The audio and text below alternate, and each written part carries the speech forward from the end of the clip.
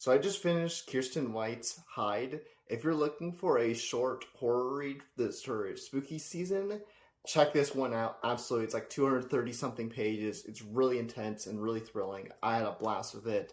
So it follows a group of 14 young people, like 20s or so, who get offered a contest to play hide and seek in an undisclosed place. They don't know until the day of that it is an abandoned amusement park, so fun setting there. And the last person there for the hide and seek game gets $50,000. Well, as two people go away per day for this week competition, people start to realize there's some red flags here, and there is something out there that is the seeker, you could say.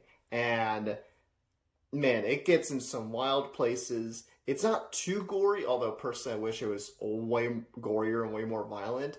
But if you're not super into violence and just want more intensity, you get this with a little bit of some violence and gore and blood.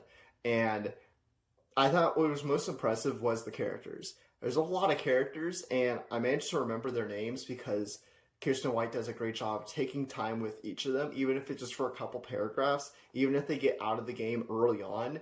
You still had enough time with them to actually kind of feel something and be like, oh, I feel like there's an actual loss to this game of like, oh shit, I just lost that character and we're not going to see that character again. So I thought that's what ultimately makes this book great, and especially the things that characters do especially when things get more and more intense. It's what are they doing for themselves, for others?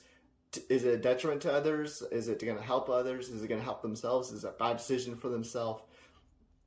The characters and the decisions is what really makes this book so good, and also its short length. I think it manages to not drag out and not also feel like they're speeding through things and whatnot. I think it actually manages to wrap things up really nicely. And so, yeah, if you want a speedy read for spooky season, Hide is a must read.